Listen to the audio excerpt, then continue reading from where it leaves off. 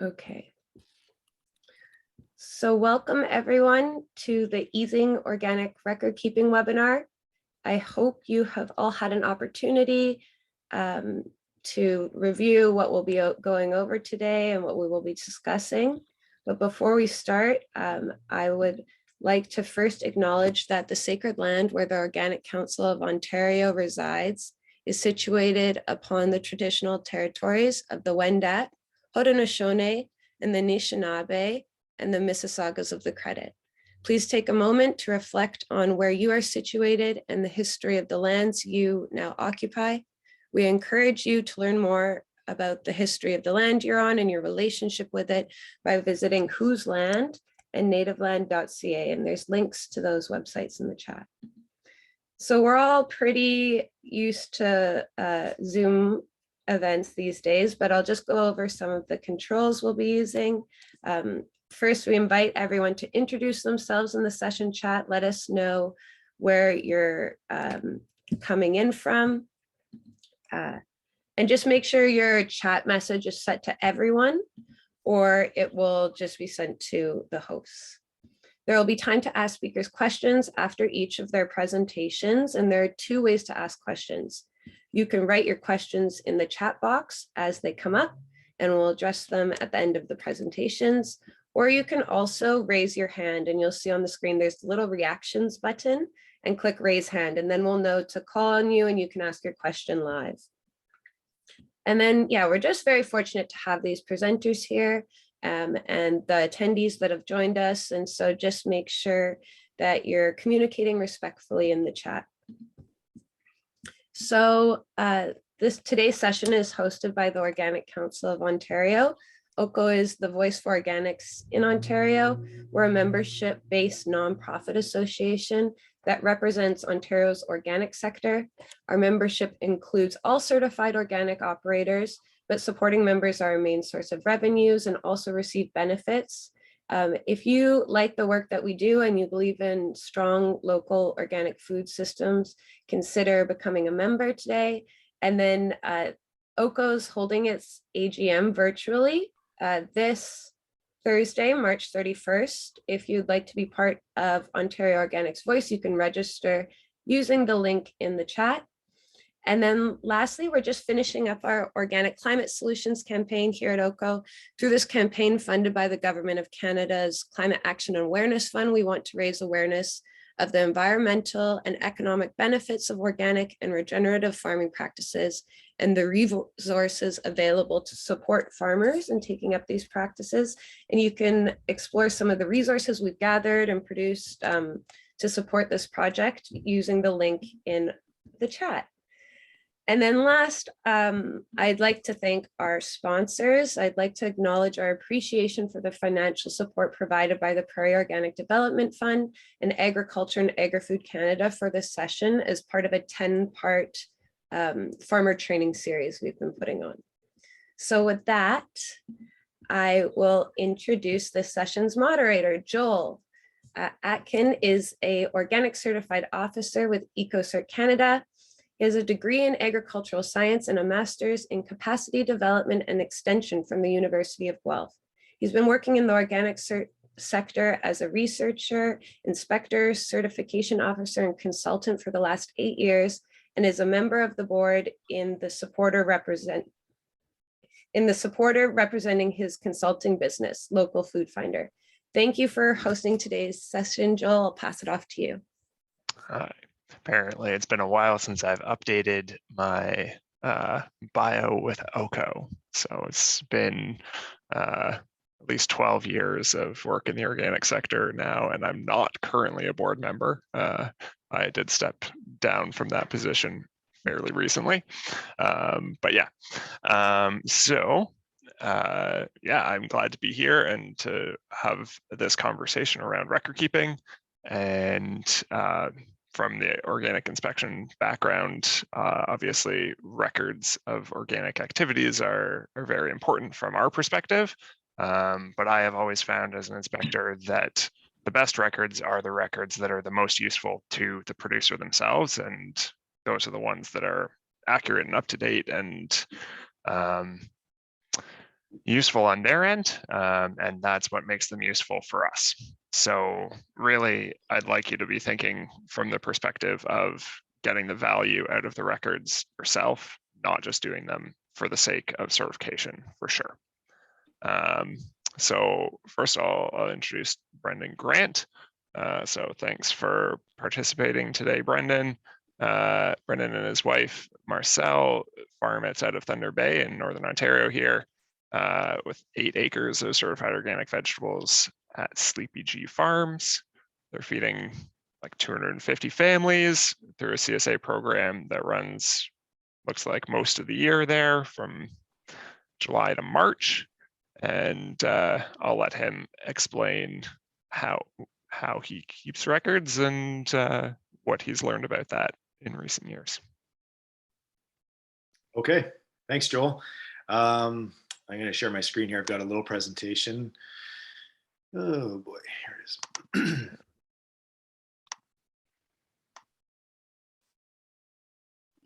Okay.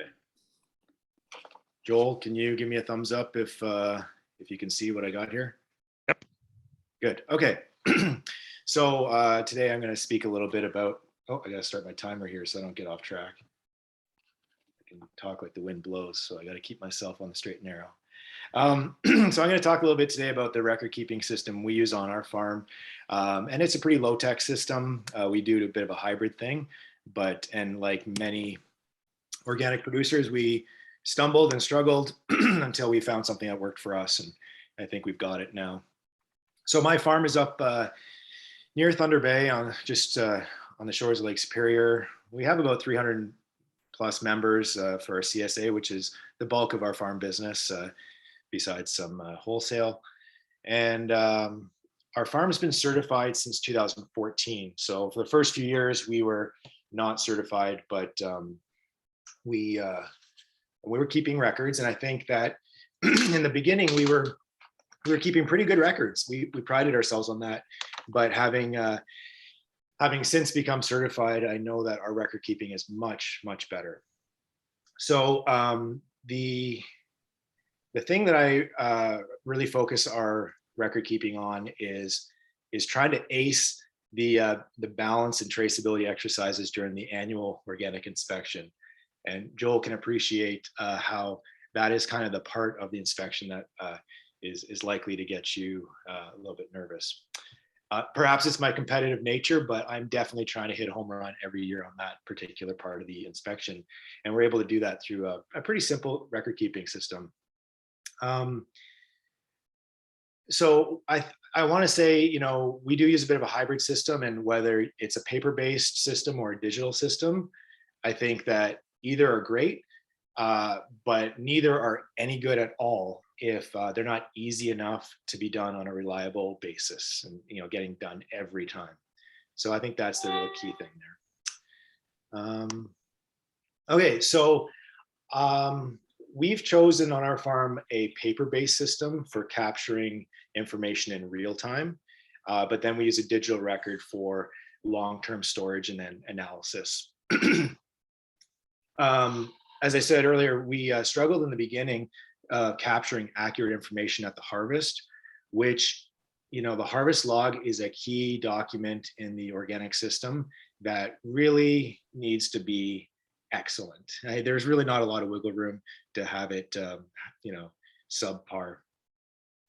And I think that in the first few years, we really struggled because we had a poor system and we had kind of staff apathy with respect to capturing the data we needed. So we, of course, contemplated a digital system, and we tried a few different iterations of that, as well as an analog system. And eventually we settled on something that is pretty straightforward, and it is what we call the Sleepy G chit system. And so this photo here shows the 2 types of chits that we use to capture data from the field. So on the left in the green is a planting chit, and this is filled out as crops are established, either direct seeded or transplanted. And then the white chit is our harvest chit, and that captures information about the harvest. And I'm going to today, in my portion of the presentation, focus mostly on the harvest portion of the record keeping, because I think that for many of our farms that are so diversified, this is the really tough part. This is the part that has the most pitfalls, you know, on any given day when perhaps 10 or 15 different crops are coming into the pack house. It can be a bit chaotic and things can fall through the cracks. So I'm going to speak mostly to the harvest chit system. Yeah. Okay, so this is what the chit looks like up close. It's and I have one here too. It's a 4-inch by 5-inch piece of paper that has just the basic information we need to capture at the time of harvest. So date and the crop and variety. On our farm, all of our fields are the same size. And so our fields are 400 feet long. There's 12 beds per field. They're all labeled, you know, A to K. And so it's very serialized and very straightforward. So where it says block and bed, we would put in, you know, F4, which would be the 4th bed in block F. Target, target is the number that if we're going out to the field, we say, okay, we want 500 carrot bunches. The field number is once they've come off the field and the carrots have landed in the pack house, that's how many carrots the crew thinks they have. So sometimes that could be should be a little bit more than the target. And then the final is what is actually there, because as we all know, people have trouble counting and things get called out at the wash pack stage. And then beneath that is a few other pieces of information we gather with respect to the time invested in the crop. And I'll talk about that a bit more in a moment. The planting chit is similar, except this is obviously earlier in the season when we're actually getting the crop in the field, and we need to be able to record where it goes in order to ace that inspection later on in the summer. So, you know, again, crop dates, variety, and bed and block, and then some specific things about if it's a direct seeded crop, perhaps the roller that we use, the ratio, or the target spacing, just some initial information. So these planting chits I often use as kind of written instruction for a staff. So, you know, here's an example I just scribbled out this morning. You know, I could hand a chit like this to our crew and say, go make this happen. And they can take that planting chit, bring it to the greenhouse, find the Cartier onions, and bring enough out that will fill blocks, block A, beds 1 to 3. 3 rows per bed and a 6-inch in-row spacing, and then they can write any notes about how long it took them. So it's really nice to be able to give someone kind of like their written assignment. You know, this is your mission, go make it happen, and we find that that works quite well. This is our permanent planting record. Our planting record is not digitized. I just don't see any reason to do that other than perhaps if the house burned down and we lost this record. But if the house burned down, I probably wouldn't be so worried about this particular record, be worried about bigger things. But this planting record, this stays in the house or in my office, and the planting chits get recorded in this record at the end of that day usually, and sometimes you get a couple days behind, but this is the record that we lean on during that annual inspection to show our inspector where the crops have been planted and where they're coming from at the harvest. And you'll see that in there, there's some other specific information. Sometimes we put little notes on the side, you know, around spacing or things that we noted at the time of planting. So that becomes, of course, a helpful reference for the future. Okay, so when we talk about organic record keeping, I always emphasize the fact that becoming certified organic, not only is it the right thing to do if you're really philosophically committed to the movement, but it's the best thing to do in terms of your business, your farm business, because it forces you to keep records that you otherwise might not.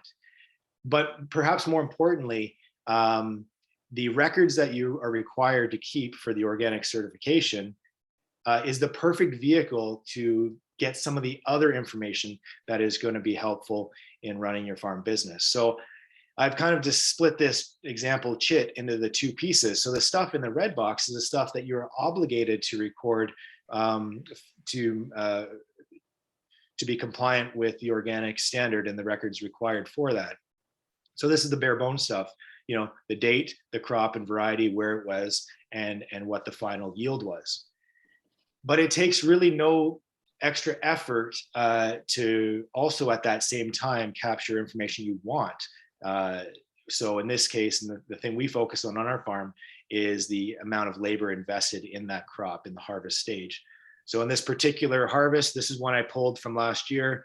This particular harvest, I suspect it was a crew of 4 people working for 3 hours in the morning, harvesting it. That's 12 hours. And then someone stayed back in the pack house and had a really awesome day washing what turned out to be 504 bunches of carrots for a total of 17 and a half hours invested in labor. And we know that it was about 70% of the bed. So that'll be a helpful thing to come back to. And there's some notes there. And I see that Mark was the person who signed off on this. Okay, so if we extrapolate the information that we gathered at this stage, there are some really interesting insights that can be deduced or gained by looking at that. So here on the left is the data we've gathered. So 504 bunches came off of 70% of that bed, and it took 17 and a half hours of labor for the harvest, wash, pack. And that includes getting it right into the cooler. That's when you're washing your hands of it and it's all said and done. That represented about 70% of what that bed was going to yield at that time. And we had a note there that the tops are still healthy and disease-free. And so there's things that we might, that particular variety may be well suited to mechanical harvest, or they're just a good bunch and carrot late season. So some of the conclusions we can make from that information, at $5 a bunch, which I think is probably on the low side for us, but even at $5 a bunch, that particular harvest would represent just over $2,500 in gross revenue. Now, if we divide 25/20 by the 17 and a half hours of labor invested in there, that's $144 per hour of productivity.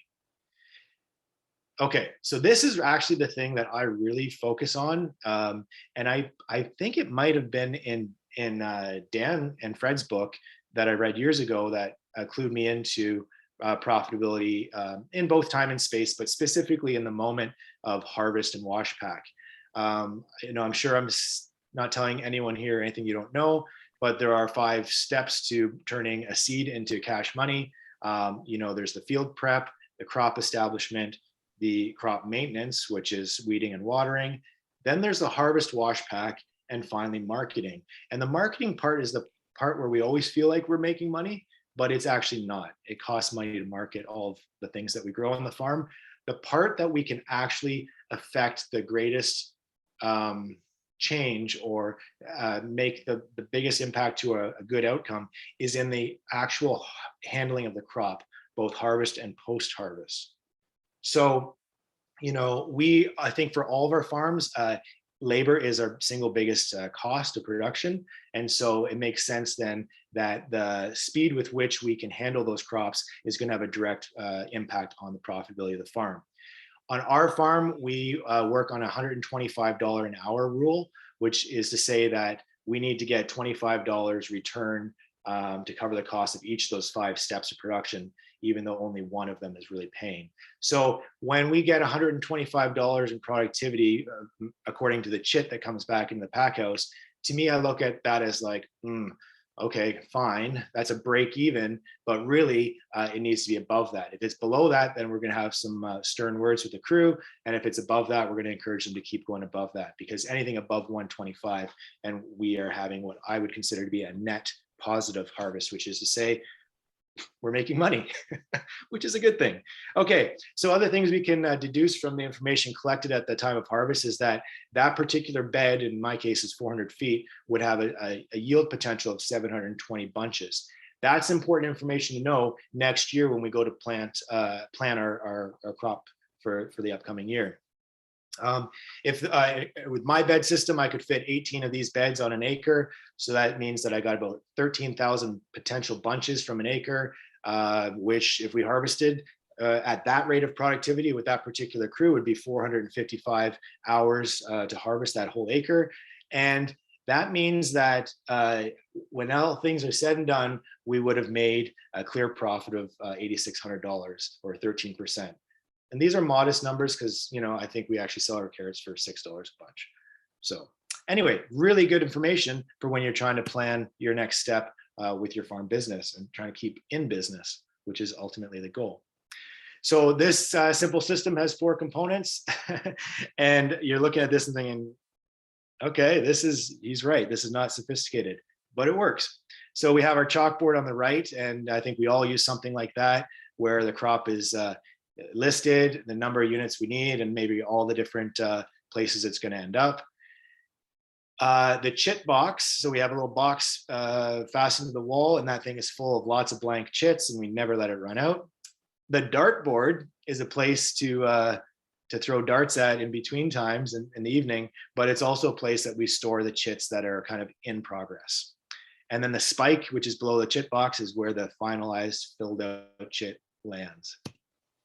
So a key thing here is there should always be chits. They should be everywhere. I mean, in the pack house, in the truck, they should be falling out of the truck. They should be everywhere. There should be never any excuse to not have a chit. And if they're, you know, we always at our farm say it's better to be looking at it than looking for it. So keep them plentiful and they're more likely to get used.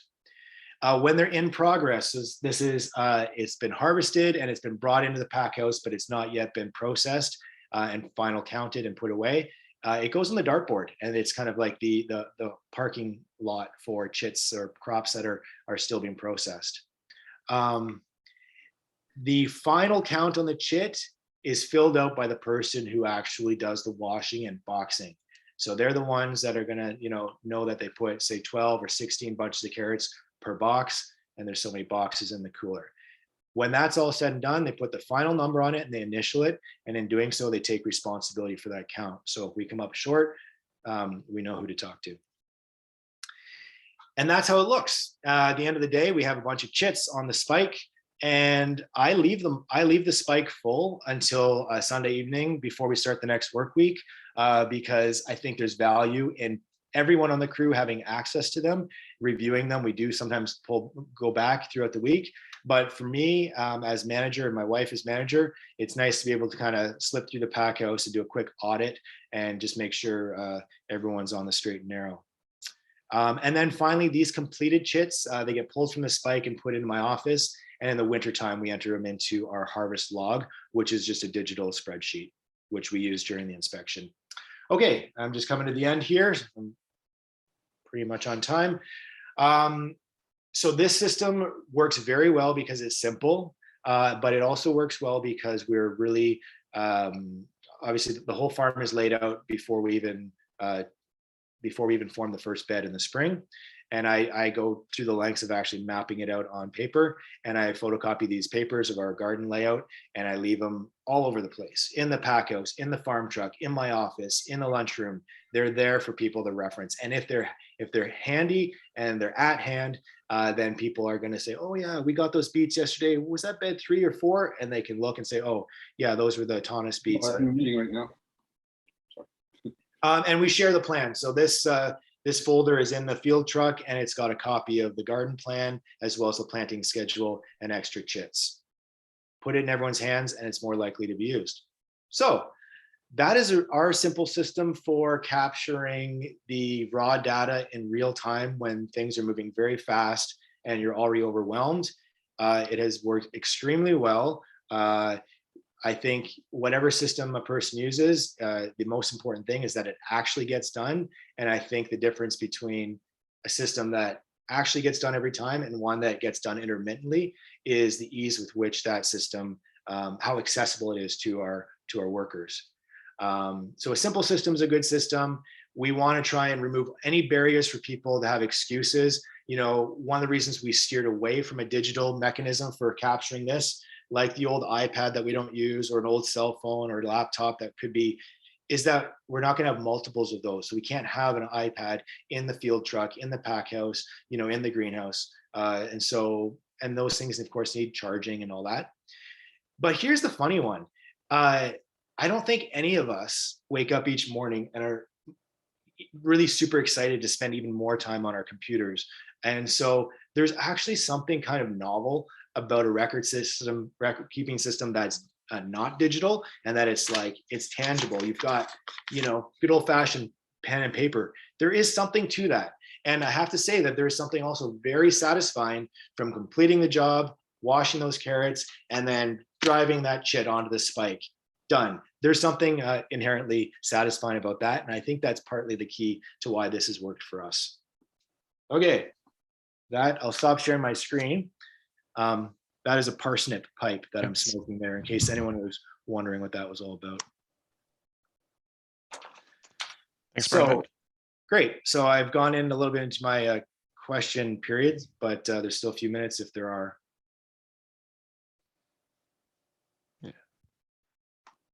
I think I was like to see there the focus on the workflow too, the step-by-step. This is where you get new chits. This is where the list of work to be done is. This is where it goes in process. I think that those are super important to have that clear, so that you're not bringing stuff into the pack house and there's little piles of chits here and there because everybody has their own spot that they tuck them. Like, it goes on the dartboard until it's finished. And then it's real obvious at the end of the day, yep, everything's been cleaned out, everything's on the spike, we can leave, because it's all visual and they're ready to go.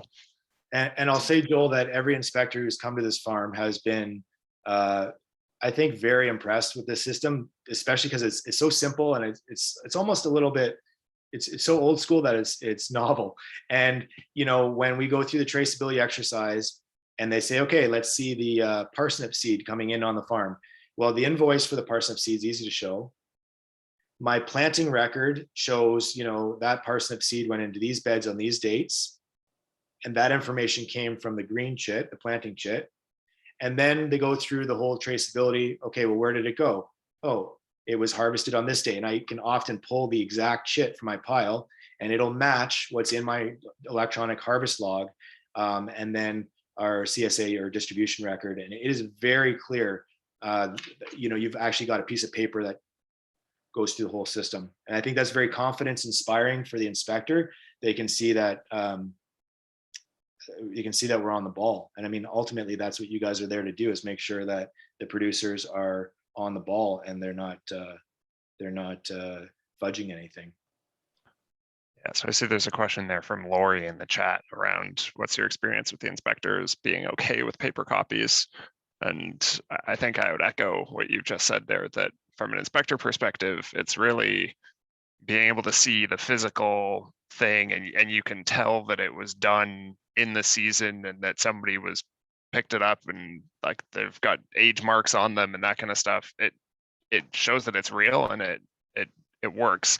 The only thing that would be potentially a little bit frustrating sometimes would be maybe adding up a whole season's worth of activities to look at a full crop, but I guess you do that another way.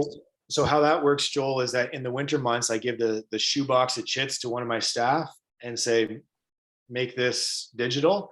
And what she does, she puts it into our spreadsheet.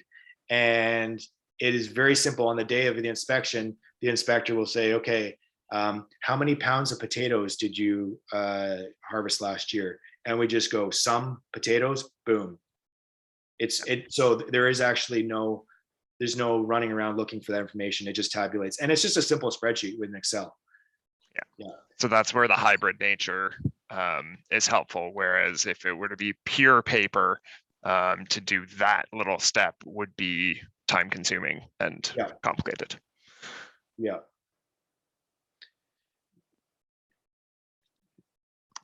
And we used to do it that way early on. You know, it's only been it's about 5 years now since we stopped going to the farmer's market. And up until that time, we were keeping our harvest record on paper. And when the inspection came, it was total up all, and, you know, go through the marketing book or farmer's market book and say, okay, well, this is how many bunches of carrots are sold on this day. And we went through and we did it. And it took a little bit longer, but it still worked. But digital is good for getting the quick totals.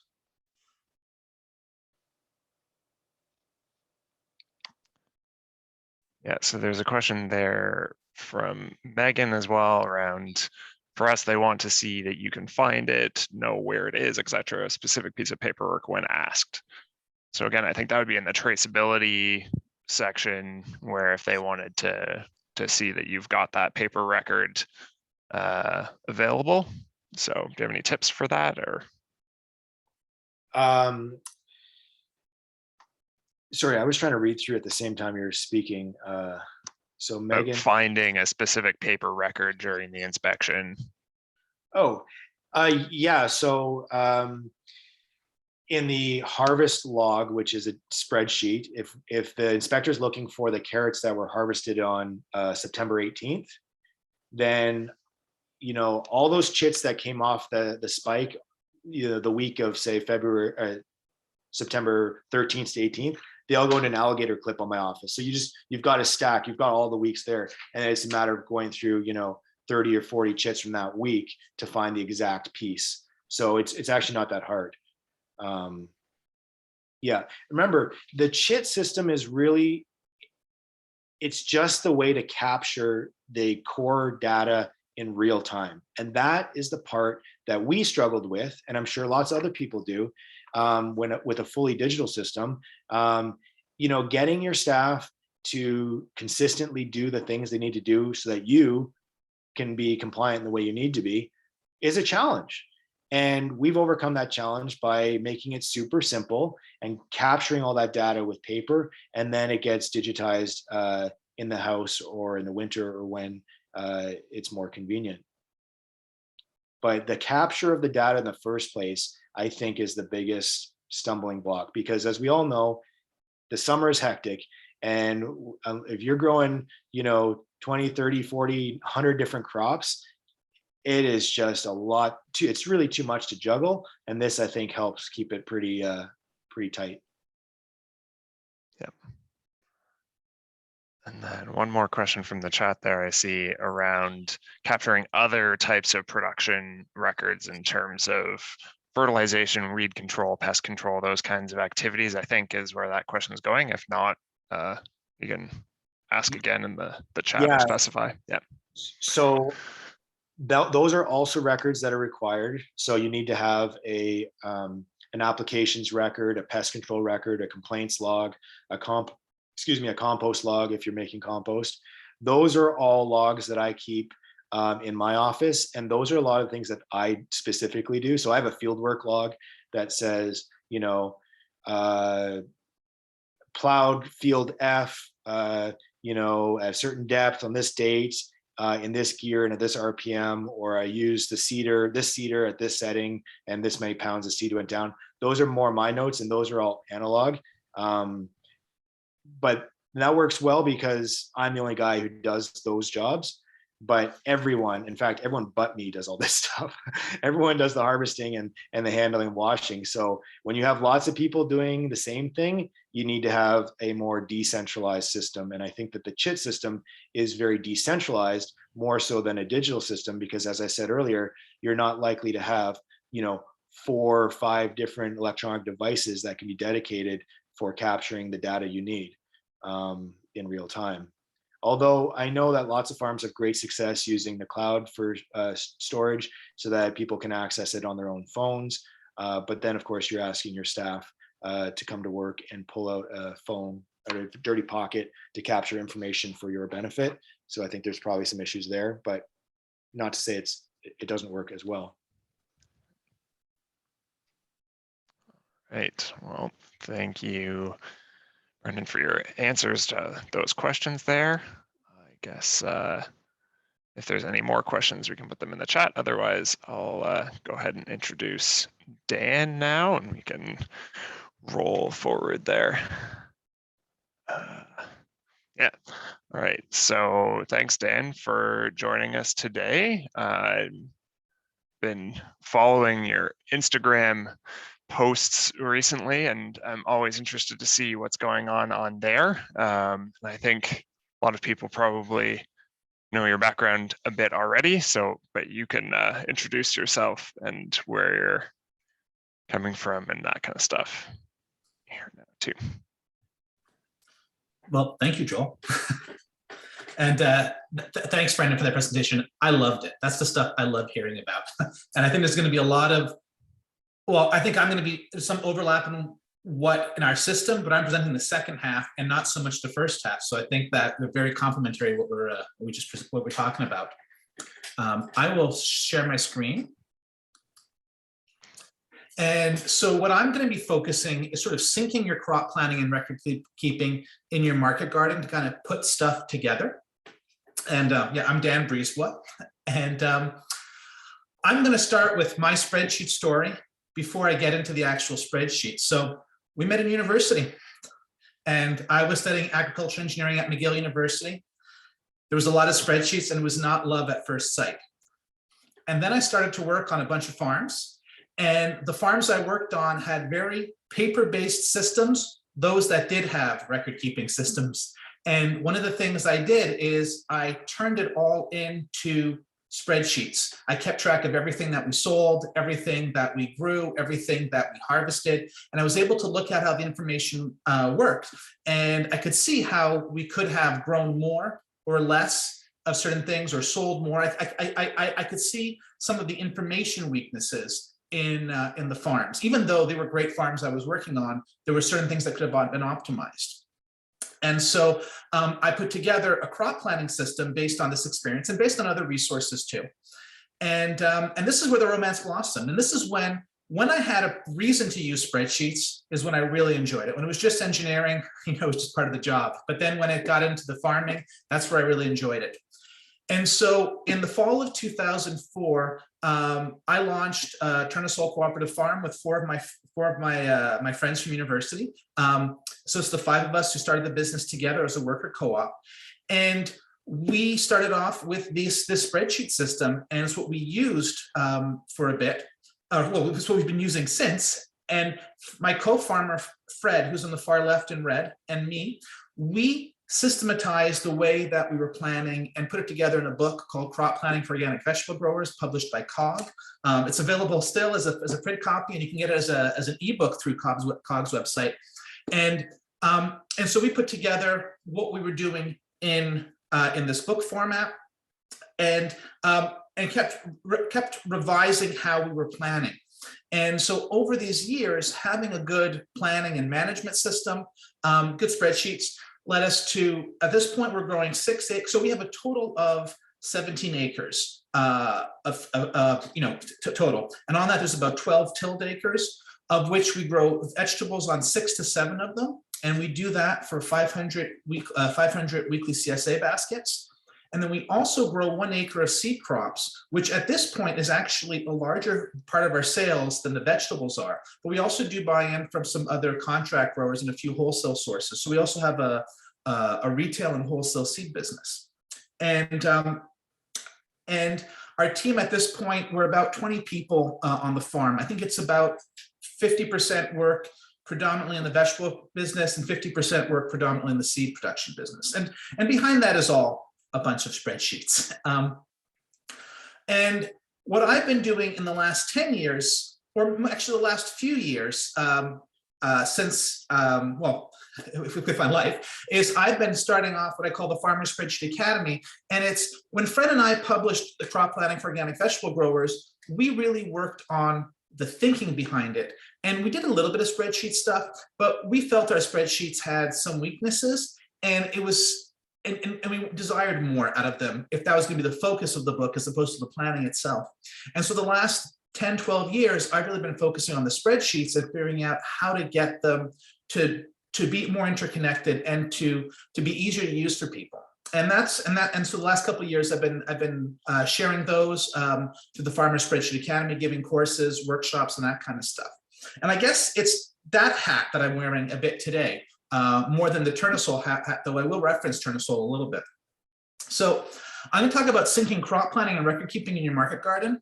And there's so many kind of records, but what I'm really going to focus on is on the planning records, that's the planting, and also harvest records. So a lot of the same stuff that Brendan mentioned before.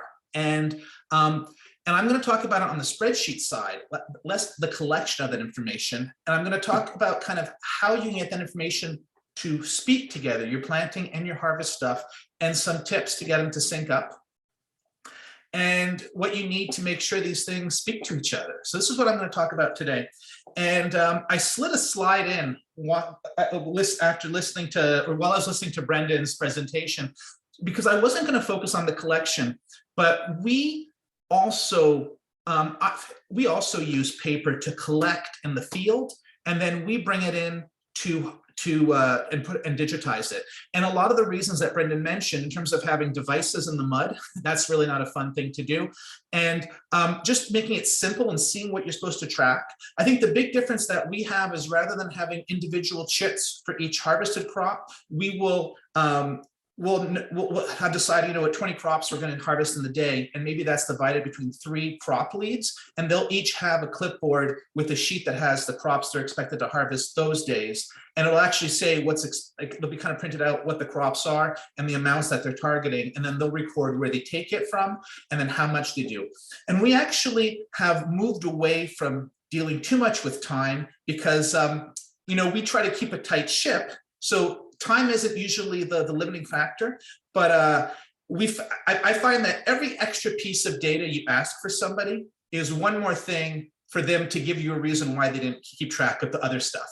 And so we really focus on location and quantities that we're doing. And there might be a few notes about if there's anything left or the quality of it, but really we want to know the quantity and the location that it came from.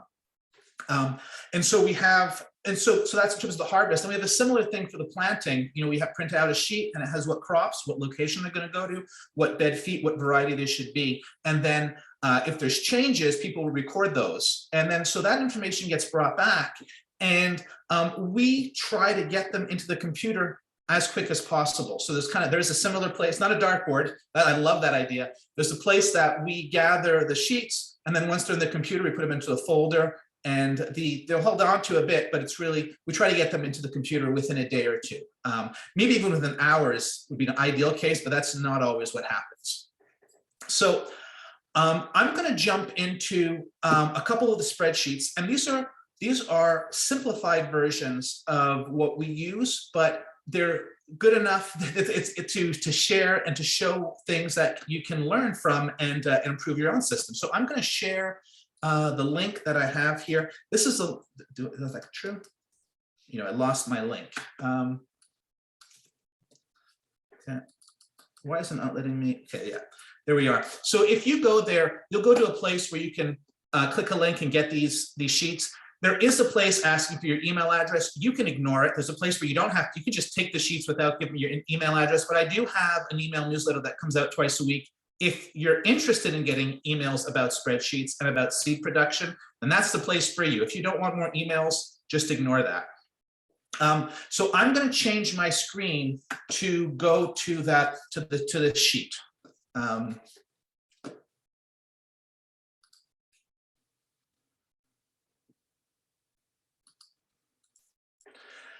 And so this sheet here, I'll make this. So I'm going to run through a few things of this. This is actually something that there's a lot of different pieces that I'm going to show, but I'm not going to go into depth of them. One thing I will point out is at the end, there's a tab that says for more information. And on it, here's the crop plan template that I'm looking at here with some pivot tables in it to show different reports for planting schedules, nursery schedules, that kind of thing.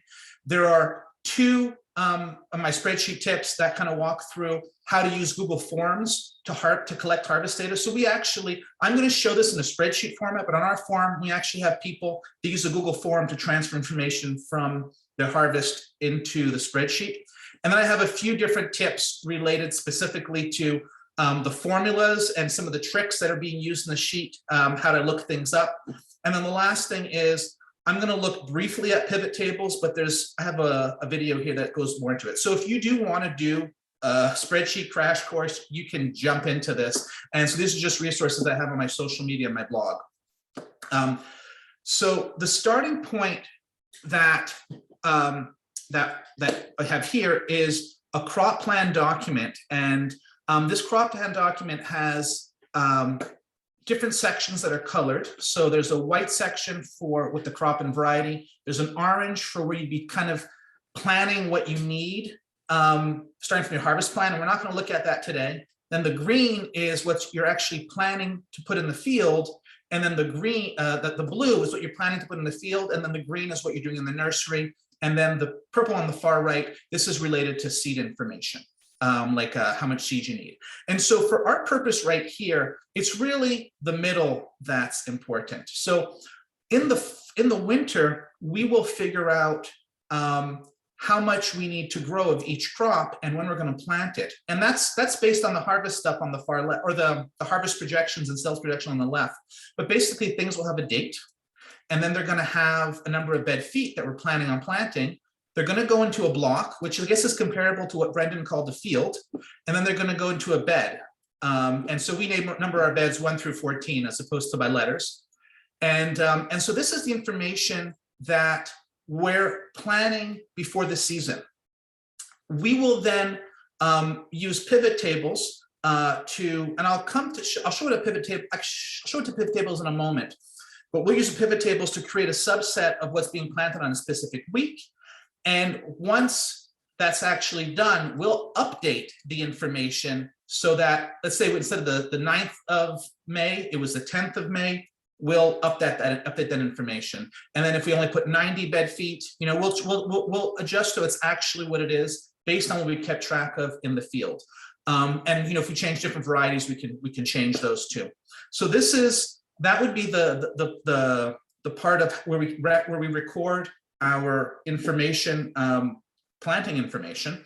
And there's also a harvest component, but before we get there, I'll just show something else that we do with this. So if you highlight everything, you can click on insert, and there's a little bit of a lag on there, and you can choose pivot table. And to create a pivot table, on the far right, it's going to show you a pivot table editor. And so I'm going to use this to create a simple planting calendar. So I'm just throwing this information here. So I could choose the crops that I'm going to grow, and I'm going to drag them into the rows. And these crops appear here. So actually in the pivot table editor on the far right, each of the words we see here corresponds to a column in the main spreadsheet. So crop, and it's these crops here that are coming in, and they're showing up there. And then I can choose the field week I'm going to plant them. So that shows up, and then I could choose how many bed feet I'm going to plant, and then it shows me, each week that we're planning to plant, how many bed feet of that crop is.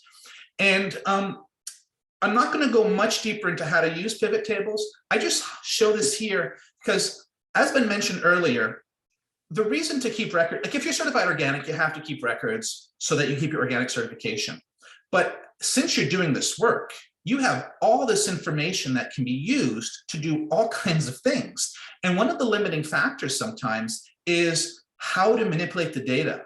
And you can do a lot of copy pasting between things and spend hours and days getting information together. But tools like pivot tables can replace what I'm taking you 5 hours of copy pasting into 2 minutes to actually see what you've done. And this pivot table, this is just a representation of what's in the other sheet. It doesn't change the data at all. So this is the crop plan sheet.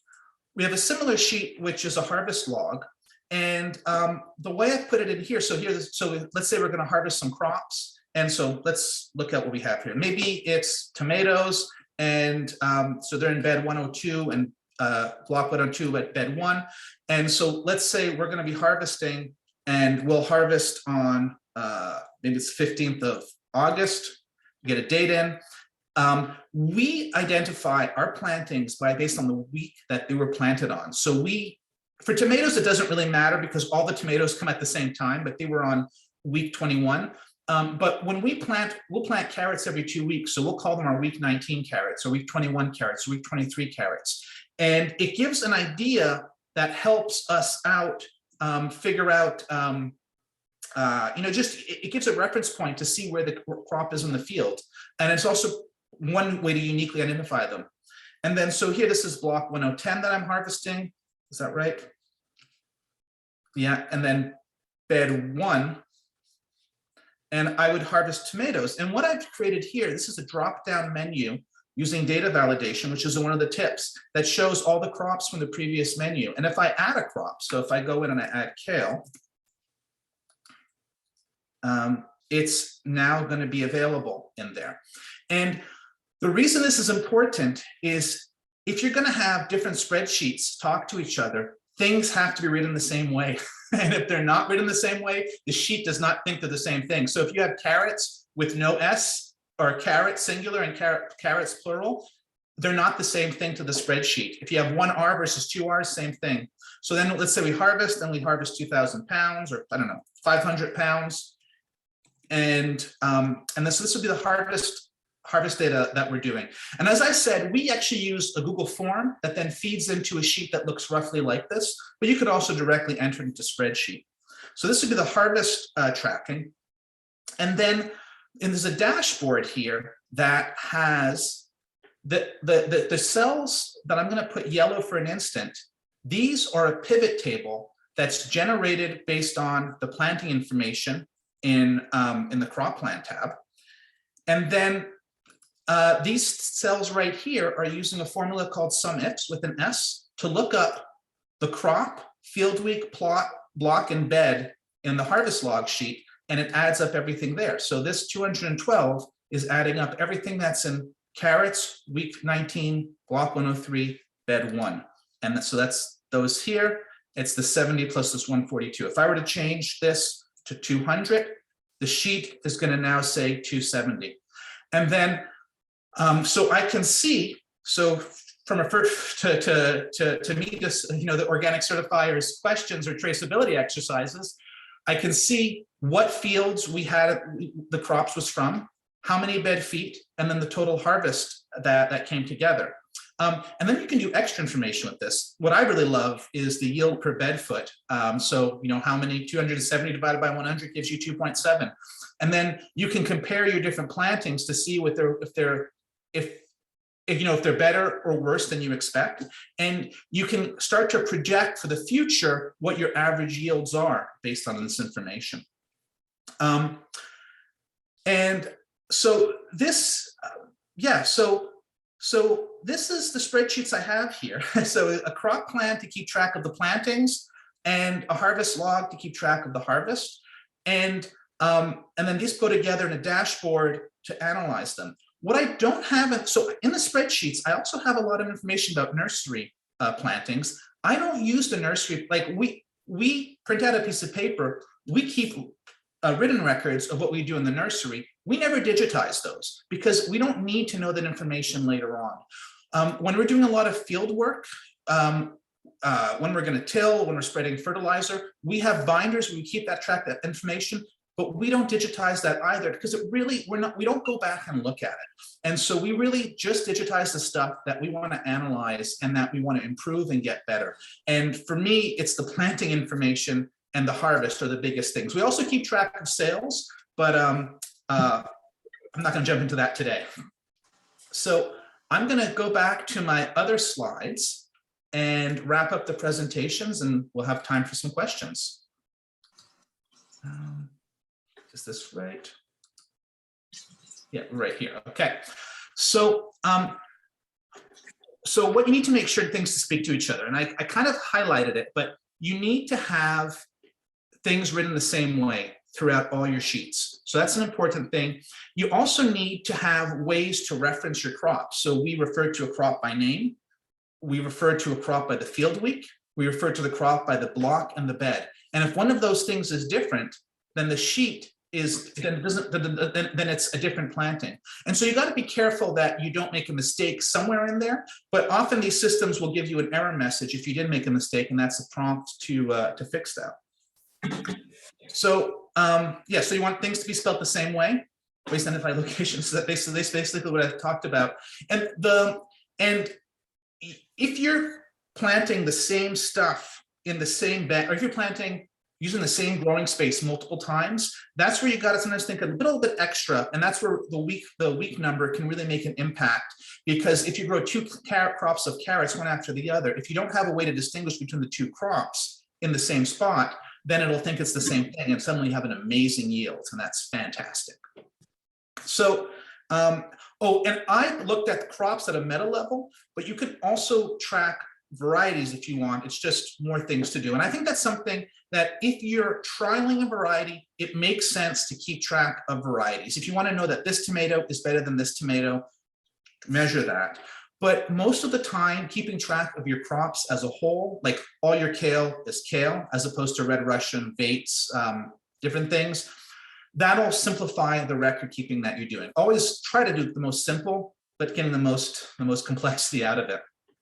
So if these are not enough spreadsheets for you, I do have an online course called Farm Spreadsheets for All Seasons, where I have a whole other elaborate crop planning system that goes way beyond this. But for a lot of people, what I presented here and the sheets you got, that can really bring your system up. This is just if you really want to go the next level. I'm not going to get into that. I also give monthly online workshops. And the next one coming up is it says something about online stores. When I made the slide, I didn't know what it was going to be, but I'm actually talking about pre-selling your garlic crop before the garlic harvest happens. And the stuff that we'll talk about can apply to any other kind of pre-sales that you want to do. And so these are free monthly workshops that I give related to spreadsheets usually, sometimes about seeds too. And may your records be tidy and useful. So thank you so much. And there's the link again if you want to get that spreadsheet. And I'm on Instagram as Spreadsheet Maniac, but I write about all kinds of farming stuff too. So thank you.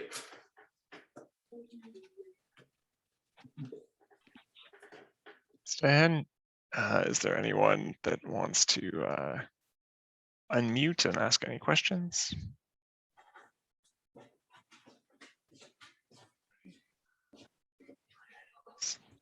There's a question there from Megan around if that is an Excel or a Google. I bet it's a. That's a Google sheet that I used, and I tend to recommend Google Sheets for a lot of farmers because it's cheaper, often simpler to use, but it's really easy to collaborate with a lot of people. I know Excel is getting better at collaborating in the cloud, but Google Sheets are so easy to work on with the team. Dan, I have a question about. So stuff is coming in the pack house, and you said sometimes at the end of the day, or certainly within 2 days, that information, that temporary data is getting entered in to a Google Sheet, right? Mm-hmm. So my 2 questions: what device are you guys using, and is that the only point in the farm where that information can come in? And if you're using a Google Sheet, does the user have the ability to manipulate the data that's getting populated into your kind of master spreadsheet? Like in the case of, you wouldn't want someone to make a mistake and kind of alter, what I mean? So is it just wondered how that works? So harvest and planting are done a little bit different, but we do have in our pack shed, we do have a computer set up that also runs music, which is very important. But so anybody can log into it and they can access the sheets that way. All our staff have access to all our sheets, so they can go in and do things. For planting, it's usually fairly easy to update a sheet without modifying the data too much. And so in the past, we've had people modifying the sheet directly in the crop plan. This year's changing a little bit, that we have a separate record keeping sheet. So we have like what's the plan is and the actual are separate. But we do train in the people, and it's only a few people who are bringing the planting records in. The person who ran the transplanter, and they're people who've been with us for a while. With the harvest, there's way more people that enter information in, and so that we actually enter it through a Google form. So that's kind of like a survey almost. What crop did you do? And we've done that because it's way easier for people to not make a mistake and not accidentally delete other information, and then also format it in a way that you want it to be formatted, rather than writing up something. And there's a third part that I didn't talk about, so this is the harvest. There's also, we have in the wash station, we also have a list of what's expected to go to each of our CSA drop-offs. If we were going to market, it would be also there. And so the person running the wash station, as things come in, they will be, as you were saying, there can be mistakes made. So they're counting up, they're dividing between the drop-offs and sending it to different locations. And they get a chance to, so they won't change harvest information. The harvest, we just deal with whatever harvest information was brought in, unless somebody like wrote in 1,000 instead of 100. But you actually, like, if you need 100 bunches for CSA and it's only 95, you need those 100, so we'll either have to send someone else to get those, or if it just, sometimes it's that you need 100, you only have 70 of an item. So then the person in the wash station will have to, with walkie-talkie, send out somebody for something else, and then they'll record what actually is going to the CSA drop-off, and that'll also be updated into the computer. And that actually gets updated to the computer pretty quickly, so that we can print out an accurate list of what's going to the CSA to make sure that whoever's going to be there knows what's going on.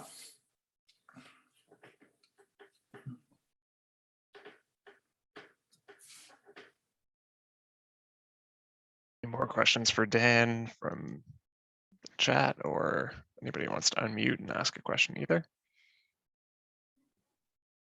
I think from my perspective, the pivot tables and the forms are really the next level of making something useful out of the sheets. I agree. Like the copy and paste method and trying to set up your planting lists or whatever for the day or the week is step one, but being able to have that self-correct as you make adjustments in your plan and auto update your planting calendar and your harvest calendar and that kind of stuff is really the part where you get an economic return from those spreadsheets.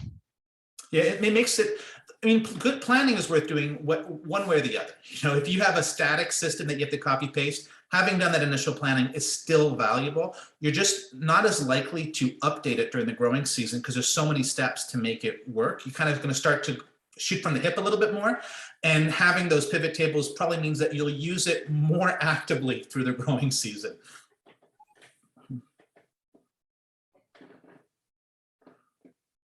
Yeah, so there's a question there around automations and syncing with other software, Airtable in particular. So I have used Airtable a little bit, and I've really felt, because so much of what I'm doing, I'm also teaching, I've been trying to stay in one system to make it clearer. I'm probably going to start working with either Airtable or Coda to have another system. One of the things that's irritating with Google Sheets is there's a lot of formulas that are sort of active all the time, and even, it's easy to erase something, but I think something like Airtable can make it a little bit easier to automate things, and so that the user doesn't have to see the back end as clearly. But it's a lot of the same thinking, whether you're in one system or the other. In terms of automations, for the planning and harvest, I don't think you need too much automations, but we use Shopify as an online store. And so we actually have reports coming out of Shopify into Google Sheets. And so there's all kinds of automation that we do with that. And that's probably bigger, more important for us. Like we take additional orders for vegetables or dry goods that are going to the CSA, and people can order up to a certain time on Friday for the next week. And so that information gets automatically exported and goes to a specific place. And then we can use that to do the planning. And then we can do some stuff with QuickBooks, but though QuickBooks doesn't always play well with other software. But I think it's, rather than the automation, I think what really can strengthen a lot of farmers is just more ways to link things. So like the pivot tables, or use Sumifs as a formula called index match. Also, question, do I use Zapier? I do use Zapier, but not with the spreadsheets. But Google Sheets is pretty self-contained and can almost work with anything. For Shopify to export out, we use an app called Better Reports, which gives you a lot of power to manipulate the data. I think that Coda has some options to sync with Shopify that are better than that. So that's one of the things I'm going to look at, whether I choose to go into Airtable or Coda this summer as a more of a database system rather than a spreadsheet system. Right. Well, thank you, Dan, for your time. I know you've got a run to something else here shortly. So unless there's any other fast questions, we can let you go and we'll move on and chat with David. Thanks. I love talking about this stuff. Yeah. All right, so I'll introduce David here.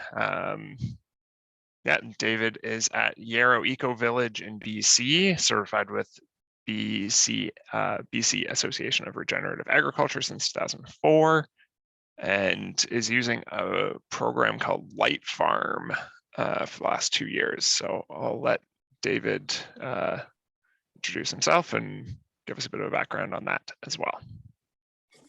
All right, I'll share my screen here. Oop.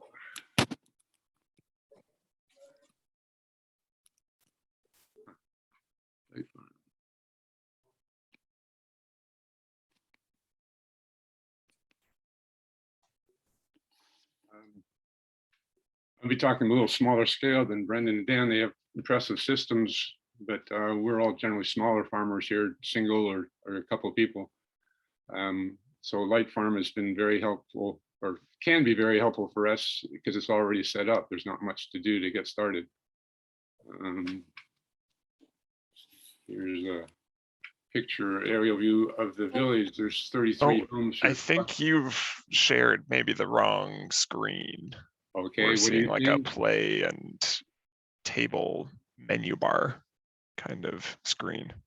Huh, that's not what I'm seeing. We can only see the menu at the top, but not the slides. So maybe just try. It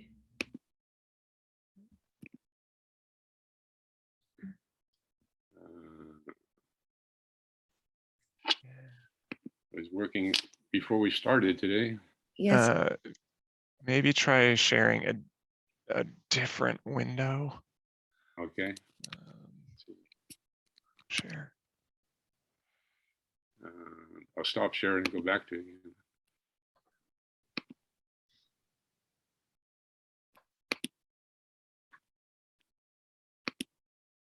That's the same one, right? There we go. Nope, that's good. Oh, looks the same to me. Yeah. Okay, get started.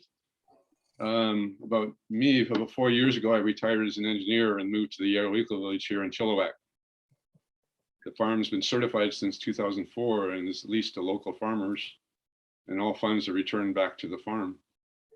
We have residents in about 5 homes here are actively involved in the farm, and many of the others just walk on the farm with their dogs. 5 other farms are run by neighbors from the surrounding community. Currently, we have mostly beginning farmers, with most working a half acre or less. I adopted a small orchard that had been largely neglected after being planted 10 years previously. While rejuvenating the orchard, I've been building the soil based largely on what I've learned about the soil food web from Dr. Lane Ingham. About 3 years ago, I heard about LiteFarm and started using it and providing feedback to the developers. They've made a lot of progress since then, and every year all the enhancements add another step in the learning curve. But I'm finding the latest version quite complete and expect the pace of change will be slowing down.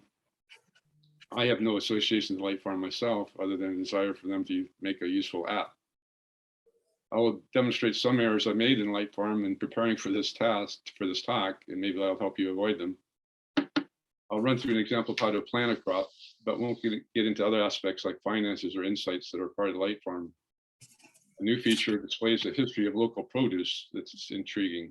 You can see what prices have been doing over the last few years. It's a picture of the farm. Let's see. I'm doing this on 2 screens because I don't know how to show my notes while I'm doing it to you guys. Our farmers generally work alone or with a partner, so my experience is smaller scale than Brendan and Dan, but LiteFarm should be equally capable for larger farms. Our farmers work independently, but some join together to share booths at nearby farmers markets. Most of the farm has ready access to water from our well, and we share space in our barn. We're hoping to erect a new building we bought to replace our wash station this year, but still raising money to pay for the foundation. Our longest term farmer and most successful is a dedicated tiller. His farm is in the top right there. He does keep the top of the weeds better than the rest of us. Newer farmers are making a stab at no-till, the bottom right, but no one has a lot of experience with that yet. I'm the only one to spend much time with LiteFarm so far, but I expect the current version will be much more useful and other farmers will start using it. LiteFarm was born out of the Center for Sustainable Food Systems at UBC and is now being developed by a global team, and it's in 3 or 4 different languages available. It is provided free to farmers in exchange for allowing researchers access to the data. You are free to revoke access at any time, and it's never be used for commercial purposes. And if shared with third parties, any personally identifiable information would be removed. So the app serves 2 masters, farmers and university researchers. 2 groups don't always share the same priorities. Researchers want useful data, so the app is insistent in requiring most fields be filled in, and I often find I don't know the answer, or other times don't particularly care. So sometimes I just make up fake answers. The app does allow deleting completed entries, but fields can, it does not allow deleting data, but fields can be retired so they don't show up anymore, and plans can be abandoned. So I've been able to hide most of my mistakes. And they've been very responsive to my suggestions, so free feel to share them with them. It is designed to meet certification documentation requirements with the goal of providing everything needed by certification verification officers. So it anticipates what needs to be reported for all the various tasks done on the farm and leads you through a series of relevant questions. Having access to a cell phone by working in the field makes it more likely the data will be saved and it be accurate. And it's recently added support perennials, making it easier to keep track of my orchard. But there's not enough resolution on the map for individual trees, so a separate map would still be needed for mixed species orchards like mine. Here's a map on the left of 9 farms on our south field. Our fields are separated, north and south fields are separated by Stewart Creek, which had been a ditch when the eco-village started back in 2004. But native trees planted soon after became a haven for beavers and soon other wildlife. When the floods hit us last November and the Sumifs River lake refilled, water in a creek went over the bridge, but no lasting harm done on our farm. So the next images are copied from the LiteFarm.org website. Being able to map our farm simply by drawing their outline on an aerial map of our property in LiteFarm was a big time saver. We need maps for certification and for determining lease payments based on our farm acreage.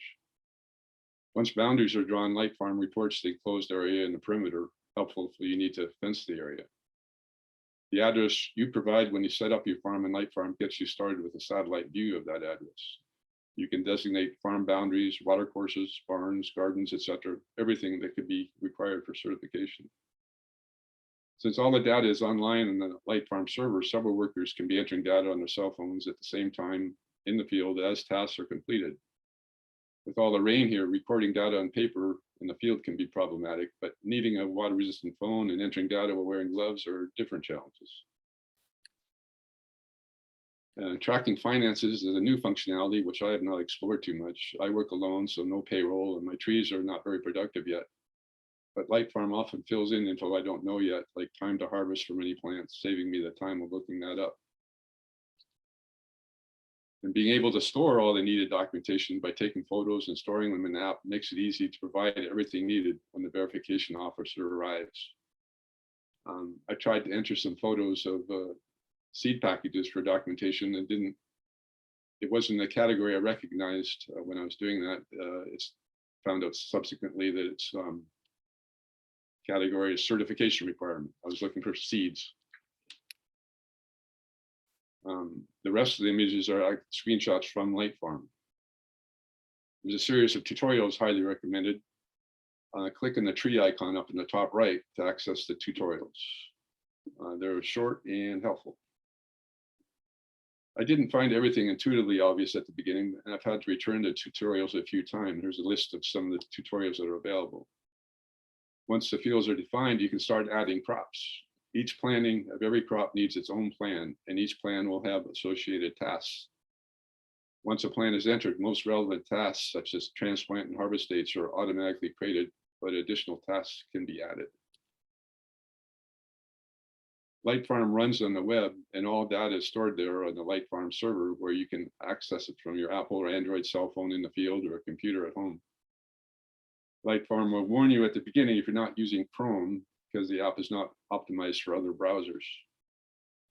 Once you've set up the app by going through all the questions about your location, and who will be working on the farm, most data entry starts with clicking the 3 bars at the top left. I had previously selected crops, so that catalog is currently displayed. I clicked on the 3 bars to get here, and I'll select crops again. I'll run through an example of adding a crop. I wanted to enter a new pea variety, so I've typed pea in the search box, and LiteFarm displayed everything in this library with pea in it. It has quite a comprehensive library that is continually growing. Just below the search box, LiteFarm is showing all pea-related tasks have already been entered. 2 are waiting to be finished, none are waiting to be started, and 1 is complete. That was from last year. LiteFarm will group these groups of tasks separately below this line, the 3 images in the middle row, so that I have tasks waiting for chickpeas and pears and a pea task already completed. So I clicked on pea in that middle row. The pea shown was harvested last year. I should have clicked add a new variety at this point, but instead I clicked on the pea icon, which has no variety listed, as they weren't requested last year when I had added it. New users won't see this problem, as the app now requires that the app be designated. If I had seen the variety name, I might have realized it was not what I wanted. But I just noticed this mistake after going through the whole process of creating a demo for this talk, and I may not, didn't have time to change anything. So at this point, I'm showing how you're not to do it. Although it's fixable, I'll show you at the end. Since I did not notice that the pea had no variety of supply listed, I did not notice. So I just needed to make a plan. So I clicked add a plan. The plan will be creating this for this nameless pea. If I stopped before the end, nothing would have been recorded and there would be no evidence of my mistake. And I'll show you how to fix that. But I'm going with my wrong path here. Careful, I knew that at this point, I knew that what I thought I knew I was doing and read too quickly and selected in ground for the first question because I was planning in the ground. I suggested they reword this question as in ground here means already in the ground. I realized I had made a mistake when the next screen asked how long the crop had been in the ground. So I was able to back up and plant and select planting instead. Now you go through a series of questions that fit on the cell phone that lead you through the plan generation, where will it be transplanted or is it being grown as a cover crop or harvest? It's continually adding info to the database and often fills in fields for you. So here, when I entered the seeding date, it entered in 7 days for the generation time for me, but you can change their suggestions. So next it asked me for the seeding location. So on the map on LiteFarm, I chose PS1 where my trees are, where they're still small. So I have room for annual crops. And then planting in rows. Again, I'm just following through the questions that LiteFarm is asking, and then ask me some questions about the size of the rows. And I think it estimated what the seed required would be for this little row. I'm not sure where the estimated annual yield came from. I think they must have guessed that because I certainly didn't know yet. And you can leave your own notes here. And so at this point, you click save, everything will be saved and you won't be able to delete it, but you can abandon the plan so that all the tasks will be deleted. They won't show up in your task list. So this is a task that were created when I created that management plan just for planning and harvest. Clicking on unassigned would allow me to select from a list of workers I had already entered for the farm, but that doesn't matter for me as I'm the only one. In the task list, I have selected these tasks and I can hide the mistake I made early when I created the plan based on a crop from last year when I meant to add a new variety. By clicking on abandon this mentioned plan at the bottom. But I didn't do that in time for this tutorial. So it's still showing up in my task in the tutorial. I also could have searched again in crops for peas and edited the entry to add a variety name. In this screenshot, I didn't copy the whole screen, so you can't see the 3 bars I clicked at the top. So you can see the list of all the tasks on the next screen. It's actually not showing them all. It's just the to-do tab is selected, so it's just showing the ones that are waiting. They appear in chronological order, making it easy to see each day what needs to be done. The first task, my phone is ringing. The first task is for red cord chutney, a carrot. I forgot that LiteFarm currently does not include the plant name on the task list, just the variety when I entered this crop. I should have entered carrot, red cord chutney in case I forgot what red cord chutneys are. There's no crop in the second task because it's from the pea plant I created last year's anonymous pea crop. I did abandon the plan that created this task, so it no longer appears in my task list. I did remember to include the plant name when I entered the cucumbers. I've told LiteFarm about this problem with the missing plant last week, and they are looking into it. They've been quite responsive to my suggestions, and there's a link under the tree icon to send them feedback about things like this. So documentation is important, but it's really about providing healthy food for a healthy planet. Use one of the tools described today to provide more time to focus on that. Dan and Brendan's methods are both impressive, but might be daunting for a new farmer. LiteFarm saves you the trouble of setting up your own system. The main setup required is defining your beds.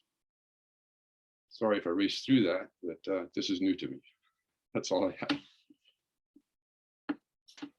I'm sorry, also, I didn't print the last picture. Nice. Thanks, David. Yeah, I think it's interesting. This is into more of the database level type style than Dan was talking about the kind of as the next step past potentially spreadsheet based systems. So that's interesting to see. And yeah, I find the information around mapping to be also quite useful and important, or maybe increasingly important in terms of certification side of things as well, as to where these crops are and where potential sources of contamination or whatever offsite or nearby might be. There's a question from Megan in the chat around, is it possible to do this on your phone without cell service, or is it a constant connection requirement? Good question. I suspect it is. I'm not sure. Okay. Brendan, unmute yourself there. Yeah. Yeah. David, thanks. It's a pretty neat program. It looks like it's kind of a comprehensive, like a whole farm plan recording tool, like a single source, almost like a daily scheduler too. What would you say in your experience using it? Who do you think that LiteFarm's kind of target user is? Like who have they built this for specifically? And then my follow-up question is, what in your experience so far would you say is there any kind of downside or shortcoming, or is there something it's not able to do that you've identified? Well, the first question, I don't expect people that have a system that's working would have much incentive to change. So I think the most target audience will be beginning farmers like me and the other ones here. Just to get started, it's the easiest way to get going. And they're continually adding capability, and I think it'll, as beginners grow, it'll serve their needs. Right. Where are they based? Where are they based out of? Do you know where the UBC is where it started, but apparently they got collaborators around the world. Okay. And then the second part of my question is there anything that you've so far found that it won't do for you, or is there something that you foresee maybe wanting, like a functionality you might want later in the future that so far it doesn't have? This last year, there's been enormous improvements. Starting from the beginning has been frustrating for me because each year there's new things added. They're not compatible with what I did the previous year. But I think that is pretty much complete now. I don't expect any changes will affect people in the future as much as I was some things I did 3 years ago. Right. And so I haven't done enough with all the new stuff, especially with the finances and stuff, to see if there's any problems with it. But it looks like they really put a lot of thought into this. It's a fairly large team working on it. Cool. Yeah. Brendan, I guess you've drawn out your maps in terms of beds. Do you have a full, what do you do for a full plan of the farm or anything? Or do you have any other mapping stuff that you do? No, I mean, the satellite maps I do have one of those that, kind of shows the layout of the fields, but in terms of the actual mapping of the crops, that's just done with the regular Excel spreadsheet, each week. And honestly, it was pretty much evolved from Dan's system that he published in the crop planning book those years ago. So each week throughout the growing season, whatever needs to be planted that week is expressed in the column and in the number of bed feet. And so that's the map of the plan, the work plan for the year. Cool. But yeah, there's always improvements to be made. Any more questions for David on LiteFarm or any other generic record keeping questions that we could talk to?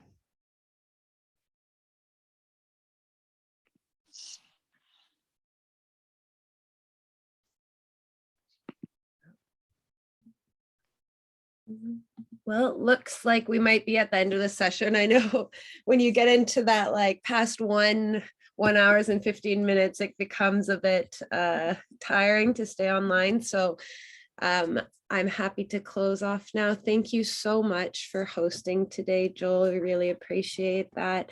And David, Brendan, we appreciate you being here. And Dan, who's had to run a little bit early, of course, as well. And thank you to everyone who attended the session. I know there was a lot of details and now you have access to some resources. So with access to those, you might want to review the recording and see how you can make those work for yourself. I'll share that later today or early tomorrow. And yeah, I encourage you to follow up with myself if you have any questions about the session content. I put my email in the chat, and then also this Thursday, if you do have time, it's the OCO AGM and the registration links in the chat, and we'd love for you to come out and share your thoughts about organics in Ontario and hear what we've been up to the last year. So thank you and enjoy the rest of your Tuesday afternoon. Thanks, everyone.